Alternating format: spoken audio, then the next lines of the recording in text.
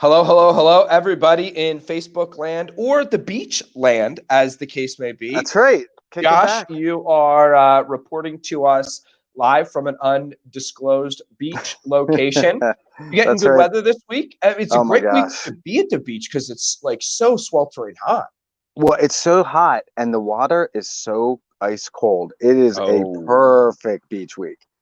So wow. it's I was out there almost the whole day yesterday. It was wonderful. Nice. Now, you body surf, you boogie board, you swim, you jump waves. What does I Josh read do in the ocean? I read books and heard cats.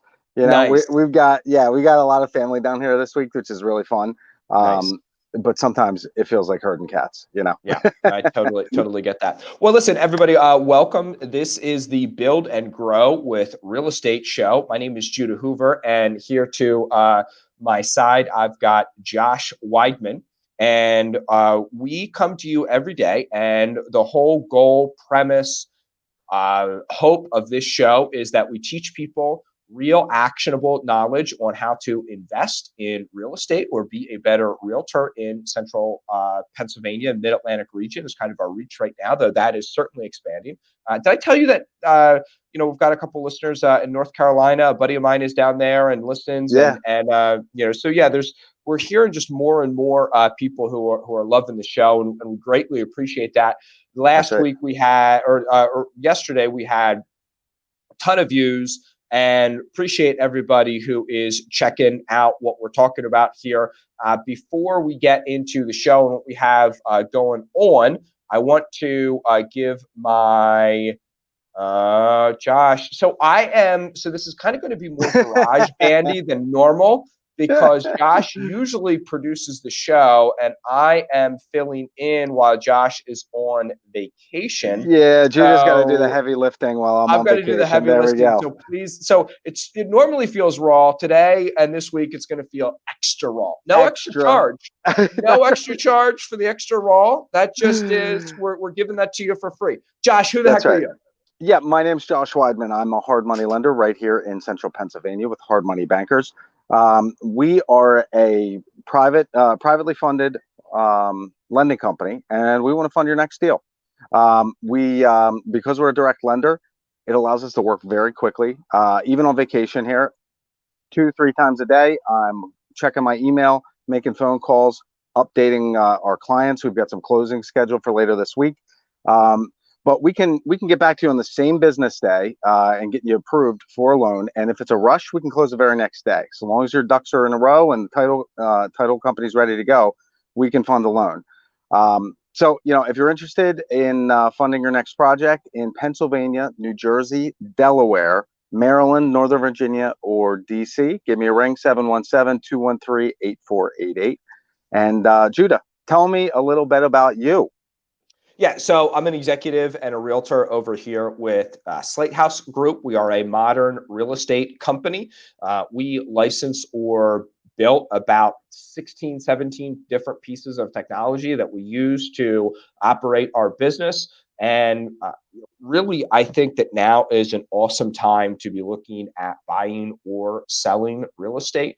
And I think that there's a lot of people who, I was just talking to somebody the other day, and I was talking to him about what his house could rent for. And it was like, oh my goodness, I haven't Yeah. hired a property manager because I didn't want to pay the fee. But if you can get me that, well, that is your fee plus some. Like, yes, let's do this. And I was talking to two people ready to list their house, and they said the exact same thing. They didn't understand where the market was or what was going on, or they didn't understand what I could do for them to get their property sold.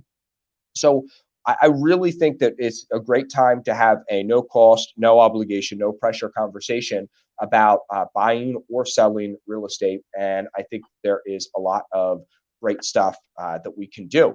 How do I get that other one back up here? Right there we go. And is this one any different? How is this different? Judah, Okay. holy mackerel. You're giving away All right. all our secrets here. I am. I am. Okay. So, ladies and gentlemen, we have two pieces of news that we just kind of want to talk about. Before we Yep. get into content, we've got some great content today and tomorrow already lined up. So today, yesterday, the S&P 500 crossed over into positive territory for the year. Yep. And people throw around terms like New York Stock Exchange, Dow Jones, S&P, NASDAQ, all these things. What the heck does, beat your 5-year Lipper average? What are all these things? So Josh, let me ask you a question. How many stock markets, how many stock exchanges are there in the US? Take a guess. You know about NASDAQ. I'd say 12 or 13, just for the unknown. It's 11. I think the number is really close to 11 publicly, places you can go to buy publicly traded stocks. Yep. So we focus a whole lot of attention on the New York Stock Exchange and NASDAQ.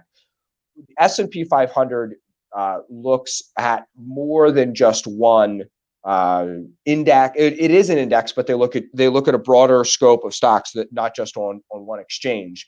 So NASDAQ is very heavily influenced by the top 5, Google, Microsoft, Amazon, Facebook, and another one. I always forget whenever I'm listing the top, but they're the top 5 that everybody's talking about right now.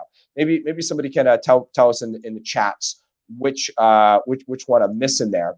Anyway, so did you say Apple? Did you say Apple? Because I didn't hear Apple. Okay, gotcha. Apple. And Apple, by the way, so all 3 of those 5 are on NASDAQ. You know what I mean? And NASDAQ is a smaller stock, so there's a smaller exchange. So NASDAQ's been positive, but what does that mean? That's just because Apple's having a crazy year. They recently very famously became $1 trillion company, and now they're already like a 1.4 to 1.6. I forget exactly where they are, but they're just blowing up. Well, and they at one point they were like 50% of the NASDAQ. Right. You know what I mean? Like, it was that big of an impact on the value. All that is just for context to say, and sorry for rambling, all that is just for context to say the fact that the S&P 500 is now positive for the year is a very big thing. So very positive. And everyone wants to say that they're blaming it on consumers and Robinhood and things like that. Well, guess what? If the consumers are happy and the consumers feel like they have disposable income to buy stocks with, that's actually a good thing too. You know what I mean? That's right.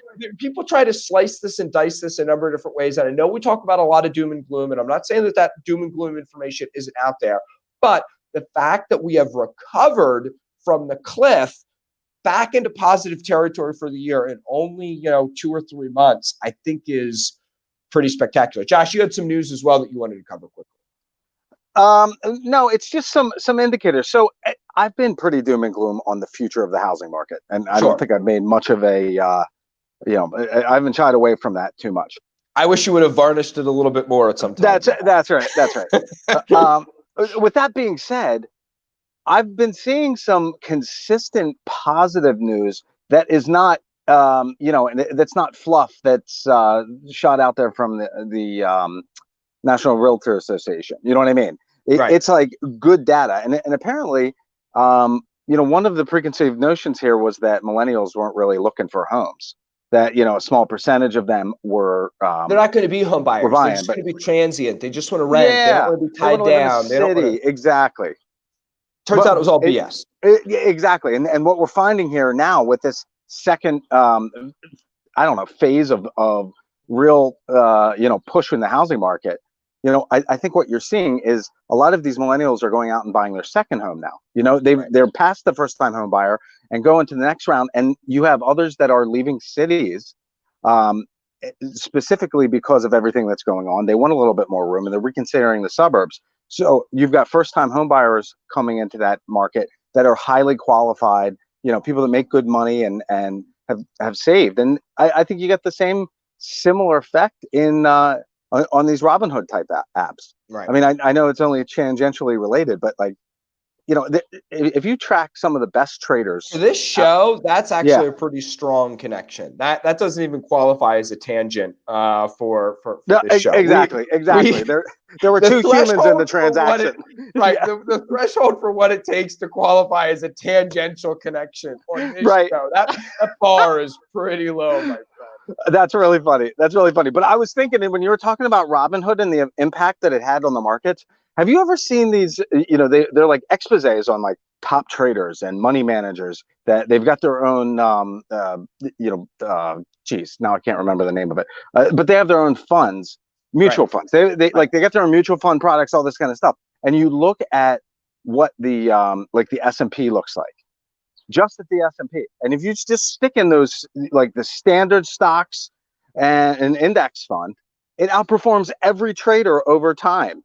Right. So what's to say that like the novice sitting in their bedroom that does a lot of reading, is well Right. informed, and knows the risks they're taking, is not better informed than these traders? It's Yeah, something. I completely agree. All right, so Yeah. ladies and gentlemen, we're going to jump into content here with the last 20 minutes of the show. Yesterday, we talked about the real estate buying process on the MLS with an agent from beginning to end, because we recognize that there are a lot of our viewers who have never bought their own primary residence. And so Yep. they're looking for their first transaction to be an investment property, or they are, they have bought their own primary residence maybe once or twice in their life, but Yep. they weren't really paying attention to the transaction. And that's really a credit to working with a good agent, or they want to know more about the transaction, so they know maybe some things that their agent missed. Yesterday's show was a great show. You can find it on Real Estate Hackers Community or Josh's webpage, which is Central Hard Money Bankers in Central Pennsylvania.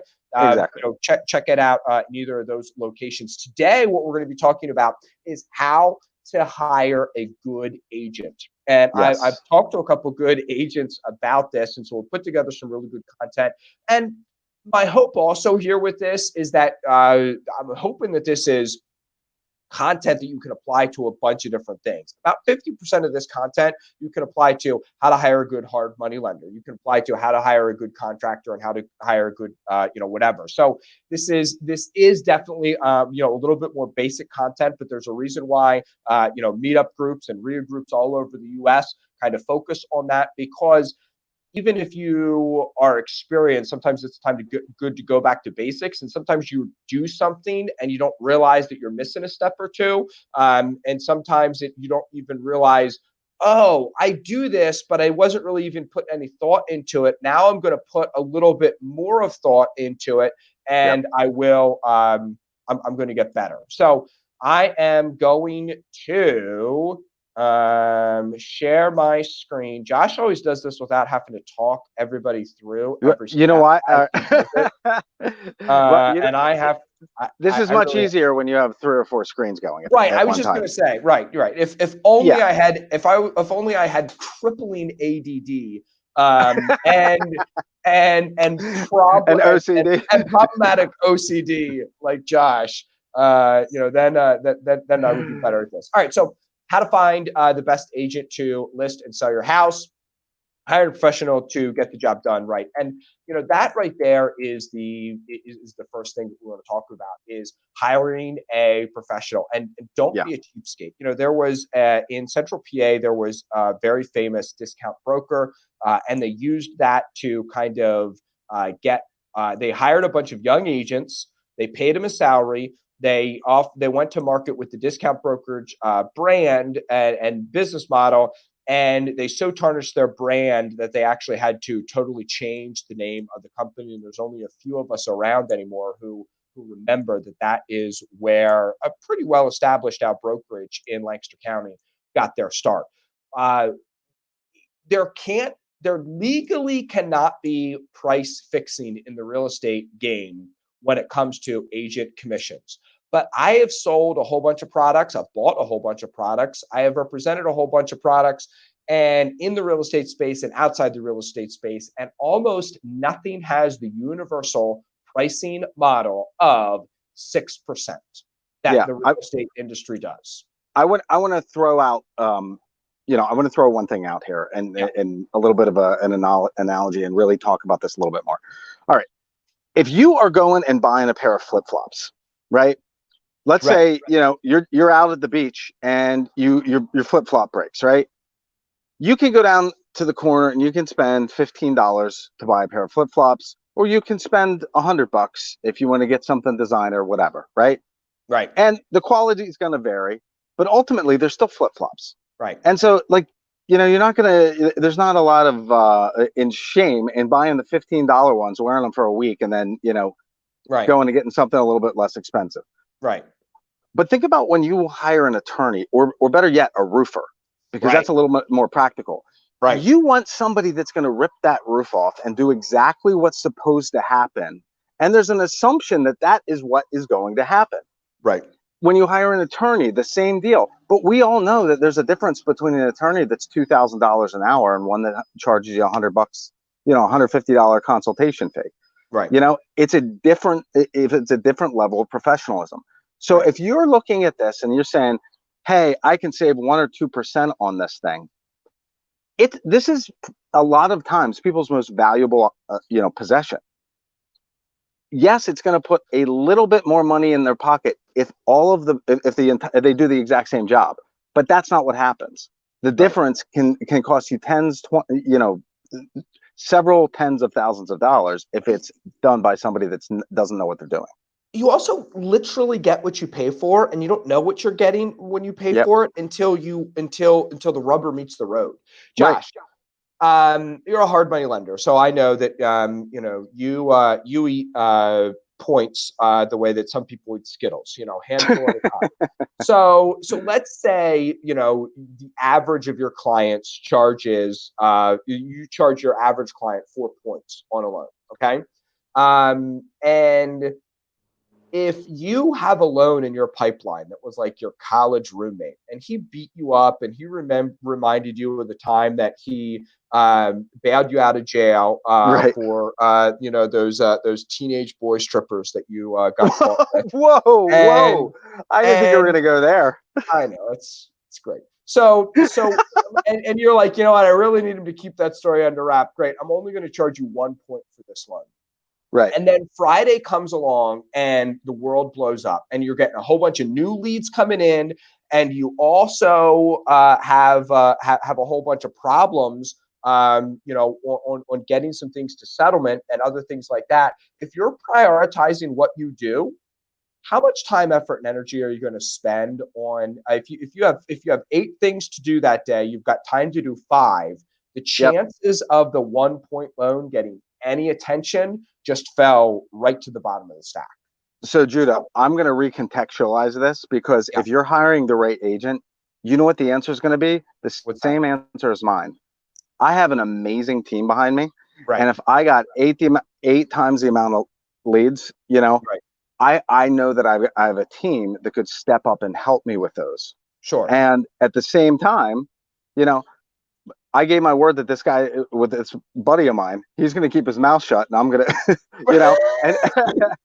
and I'm going to get that loan done for a point. And like, I totally understand the issue that I look at with this is most of the time when somebody is beating up an agent about a point or two, it's because they're friends with the person. They already feel like they're doing them a favor, letting them list the house. Right.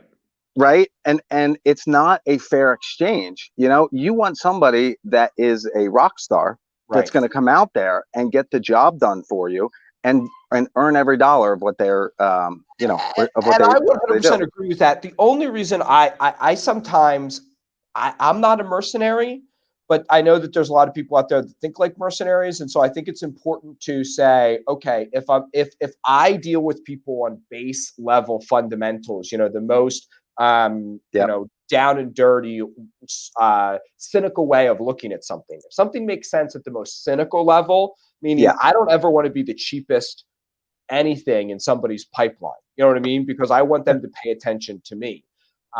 That's just important. Obviously, there's this whole thing about price, quality, and speed. Pick 2. That works for garage mechanics. That works for everybody. You know what I mean? And unless you're doing serious volume, 3 to 5 transactions a quarter with an agent, don't ask for a discount because they're worth what you pay for. And honestly, in that situation, the discount is because you've learned how to work with that broker. Correct. And it takes them less time and energy, and you're able to provide value by just handing it to them, and then they send out their photographer. if you're going to use a whole bunch of if you're going to give somebody a whole bunch of volume, but because of that volume you expect a whole lot more love and affection, that's great. I'll give you love and affection, but then I'm also Right, not giving you a discount too. right, You know right, what I mean? right. So it's what do you want? Do you want to make this easier, or do you want to make this cheap and easy, or do you want all kinds of love and affection and everything like that? We can Yep. work through that, but you show somebody the volume first. Okay. So not all agents are built the same. You're looking for somebody that has local market knowledge, and there is no substitute for this. I was telling somebody just the other day, they were like, hey, I'm looking at buying properties in Lancaster. Can you help me? And I said, yeah, absolutely. Not only am I did I go to high school here, I've lived here and invested here my whole life, but Yep. I'm 11 generations Lancaster County. And I'm not selling you to Hoover right now. I'm just saying, you want to talk to somebody and say, how well do they just like intrinsically in their DNA, how well do they know that market? Do they shop there, go to church there, work there, live there? Do they know the real estate market? And real Yeah. estate is all about listing price. When it comes to marketing a rental property, you can market it a little bit high if you want to, and you can always scale back on that. If you list too high, you are going to miss the market. And then when you drop the price, you have just signaled weakness to everybody. Well, Actually, I do this. I tell a lot of people this is I like to list 15 to 20% low and create a bidding war to go up. It's not always the right strategy, but I think that's a better strategy than, well, let's list it high and see if we get it. dude, I think there are times for both Sure. exit strategies. And actually, one of our later slides is about looking at. Oh wait, that's tomorrow. How to price your house. Right. Yeah, Exactly. Don't yeah, get we're into going to that talk about yet. that tomorrow. But yeah, I mean, I'm telling you, the knowing I the don't know if price that was point. scatterbrained or whether that was just a subtle way of dropping hints for future great content, but it worked. No, I just forgot. So I really like. Well, I'm going to choose to believe that it was a subtle attempt at you That's trying to seem like you were forgetting, but you were really being clever like a fox, Josh, because that's that's just right. That's right. kind of how you are. So, So go well, ahead. I want to touch on what you're saying. All right. So try to, if you're analyzing an agent, Yep. you want one that is going to give you real feedback on a predicted, like a probable list price. Right. And in order for them to be able to do that and have confidence, number one, they've got to be somebody that you trust professionally, Right. like outside of friends and family and all that stuff. If you think that they have the market knowledge, then trust them and don't feel like they're trying to make their lives easy. Because if you feel like that with your agent, you shouldn't be working with them, Right. right? Josh, Like, the people you talk about friends and family all the time, and I don't even know if we have this in here, but like I don't hire a professional anymore unless they've done 10,000 hours. You know about the ten there you go. thousand hour rule, Yeah. right? Yep. Okay, so I mean 10,000 hours is 250 40-hour weeks, and it's basically 5 years. You've got to have done something full time for 5 years. Now, Malcolm Gladwell, right? Yeah. Or is it Outliers. or yeah, Malcolm Gladwell and Outliers. I wasn't sure if it was Seth Godin. But Malcolm Gladwell and Outliers talks about how it doesn't matter if you're a real estate investor, if you're a realtor, if you're a dentist, if you are a hockey player or playing piano or whatever. Once you've done something for 10,000 hours, you become an expert. And it's crazy across disciplines how much, like writing code. It's one of the ways that they found it is like once guys had written code part-time, nights and weekends and other things like this for 10,000 hours, they became experts at it. Yeah. So you're This is, looking you're looking for a realtor who was likely spent. Now I said this to a realtor the other day and they were like, I have no idea how many hours I've spent being a realtor. I was like, yeah, okay, but you clearly done it more than 10,000 hours. So long enough. you want somebody that's not a question whether they've done what they've done for 10,000 hours. Yep. You don't want. I mean, it's just awful to say. You don't want to use your cousin who's just getting into the business. And there's That's nothing wrong with that on a second rental property, right, right? You want to right, try them out and give them some experience. but you're talking about your personal home, Right. arguably the most valuable asset you have. Right. Let them learn. Let help your cousin other ways, and but don't trust your thing in that way to your sister's college roommate or something like that. So, all right. So there's also added benefits of working with agents. Is you want to talk to them about, no, really, what is your marketing strategy? Yep. Everybody, and by the way, listing it on the MLS is not a marketing strategy. I'm not going to get into my pitch right now because it's going to feel too. But I have 3 or 4 other things that I do, real meaningful, non-fluff things to list a house, and an agent Yeah. and get eyeballs on a house, and an agent should be able to help you with that. So, Communication during the go ahead. well, I wanted to touch on this one specifically. Yeah, Communication during the process.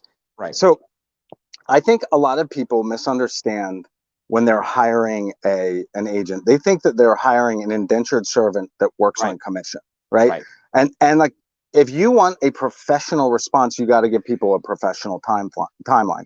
But that doesn't mean I'm just going to talk to you when I have a second on the fly. It's like, hey, look, I'm going to contact you personally when we have significant things to talk about, offers on the property, issues with an inspection, title problems, or I need your help clarifying something. right. But I'm also going to update you once a week by email with specifics on, here's how many showings we got. This is what this looks like. And if you use Showtime, which is an online app, you can see when people are scheduling appointments to see the house, and it adds to the communication. Whatever that is going to be, just make sure, if they have lay something out with when you can expect communication, it makes the process a whole lot easier. Right. That you also prompts for agent feedback and things like that. So Yep.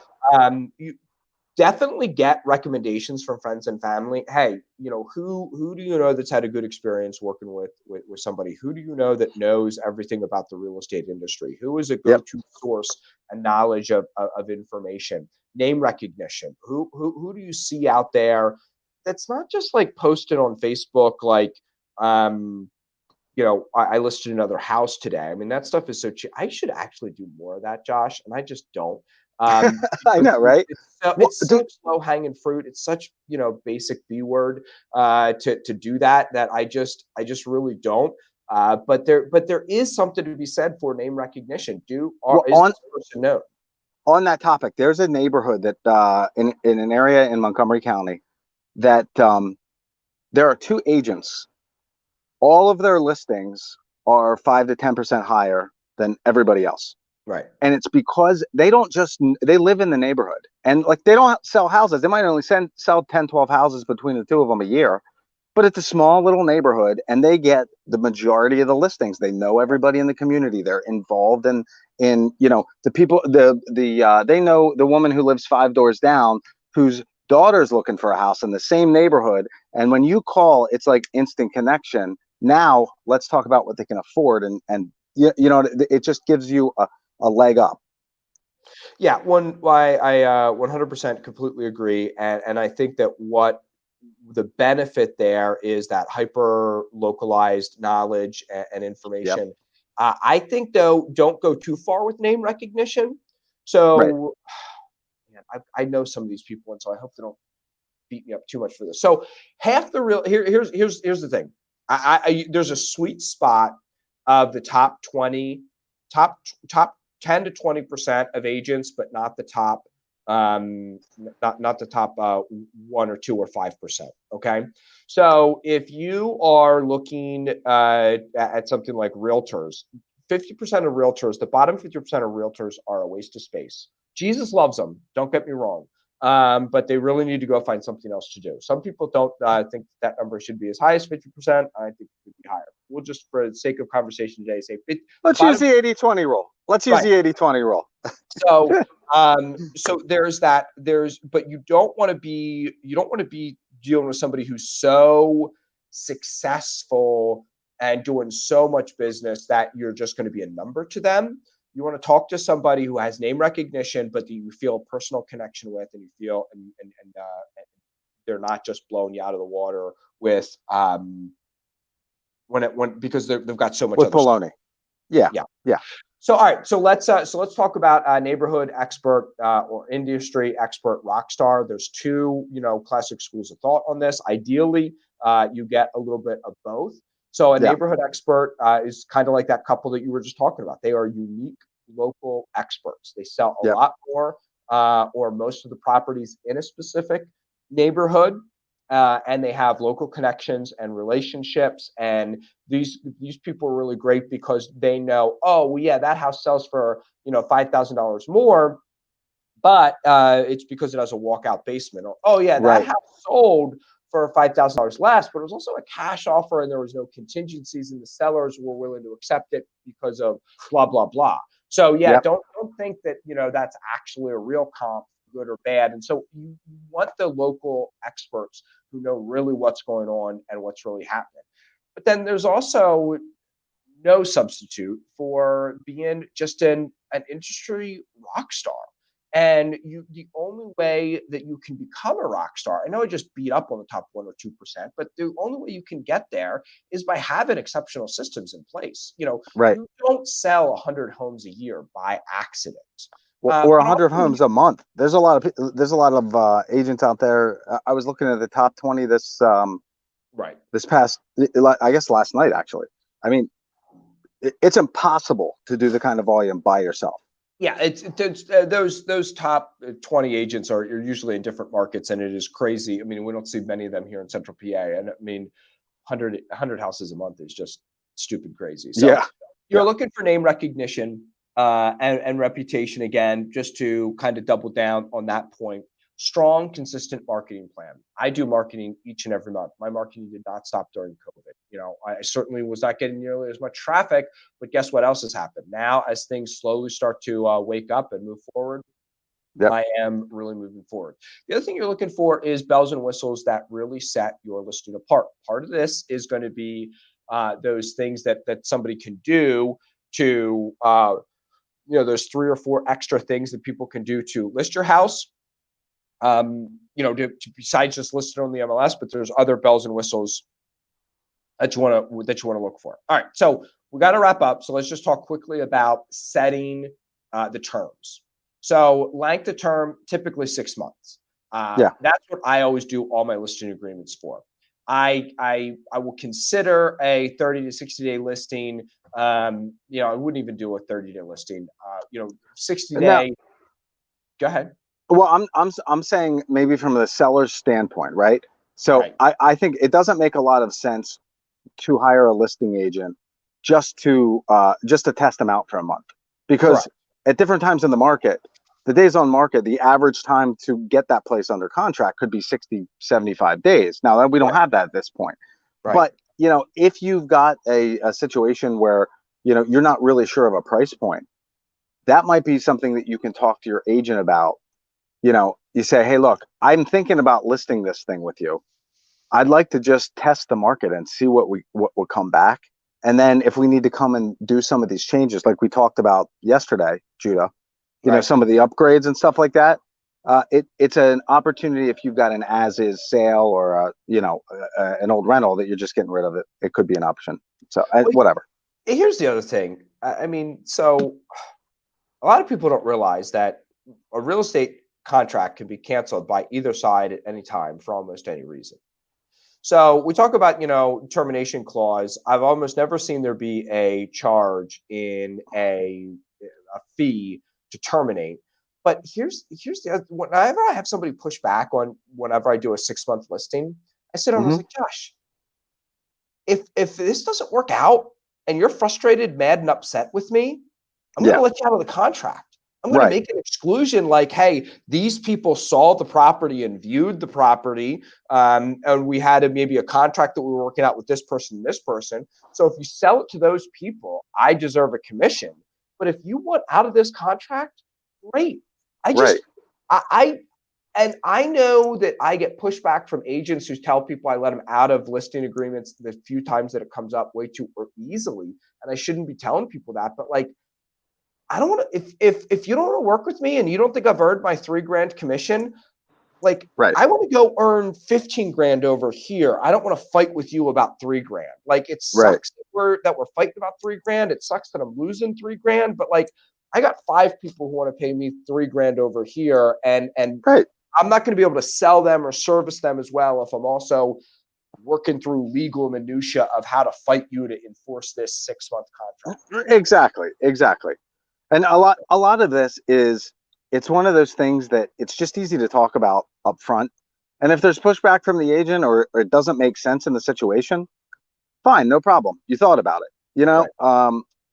The termination clause, we talked about that. Deposit forfeiture. So the first house that I tried to buy ended up in a lawsuit. We hired the wrong mortgage broker to work on this thing, and we acted in good faith, giving him all the documents, all this and that. Actually, I hired a friend of mine from college, so there you Right. go, perfect example. Ended up we surpassed the mortgage period, and the listing broker, who was also my agent as well. So very a very incestuous situation there. But the bottom line is, they kept the deposit. We end up going to court, and the seller says, "Look, I'll give you your money back. Just either buy the house or cancel the contract." At that point, we were kind of done. So I said, "Look, you know, give us our money back." Well, she only got half of the deposit. The other half went to the agency. And so we ended up going to court and losing ultimately all of it. But Mm. that's, yeah, bird in hand's worth two in the bush. That's Yeah, two lessons there. absolutely. But Absolutely. anyway, Yeah, um, I agree. So maybe don't split the deposit. Maybe give them 10% or 25%. The splitting the deposit is kind of the default, and you can push back on that, or that could be a yeah, point of negotiation or whatever. But just it's one of those things to just be aware of. sure, Also, I think it's very appropriate to talk about a discount if you bring the buyer or if they find the buyer. What yep, does that mean? I do a lot of listings for a $30,000 shell property in Harrisburg, yep, and if I'm going to list that property, I want to charge a $4,000 flat commission because that's $2,000 for me, and I'm giving $2,000 to the other side. yep, Sometimes people say to me, "Well, Judah, you network with a lot of investors. What if you find the buyer? Can I have a discount?" And I've even given people, I had one guy bring me 3 properties, and I listed all 3 of them for $4,000. And he said, yeah, "Judah, if you find the buyer, what does that mean?" I was like, "Well, you know what? I just got, $4,000 on each of these, which is gonna be a $2,000 commission for me. So I will, if I end up being the guy with the buyer, I'll drop from 4,000 to 2,500. It still won't work for me, so I deserve to earn more money, but right, also I'm giving him a huge discount. I didn't just go from 4 to like 3, you know what I mean? I right, went the whole way down to 25 because of 2 reasons. Because I was exactly. also getting 3, and because, it was, yeah, there was just more than one factor that went in there. But I totally agree that if you bring the buyer, there should be a discount, but it should be a difference between the 3% and the 6%, or in this case, the 2,000 and the 4,000. Yeah, and It shouldn't just be like, well, there, if my listing agent brings the buyer, it's nothing. If my listing agent, or if you find the buyer, then it's not enough. well, and That doesn't make it sense.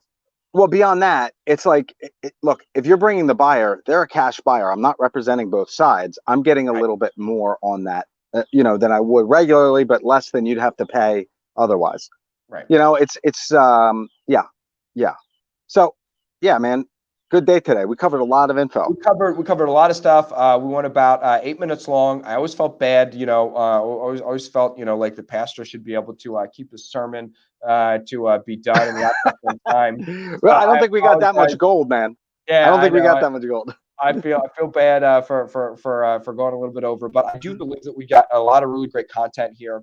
Thanks That's everybody right. for the comments. Share this and like this video if it was Mm, highly valuable to you. Yeah, it's right there, Josh. Good stuff. there we go. The other thing is tomorrow what we're going to be talking about. So yesterday we talked about the listing process and selling the process from initial appointment to settlement on the MLS. Today we talked about how to find and hire a good agent. Tomorrow, we are going to be talking about how to sell your house for the most amount of money. Yeah, it's awesome. I love it. All right. Anything else before we say goodbye, Josh? No, I'm going to the beach. If All right, you, man. hey, if you need a loan, I'll be checking my email. Feel free to give me a call. Yeah, that's it. Awesome. Have a great Thanks, day. We'll see everybody. you Have a tomorrow at great noon. day.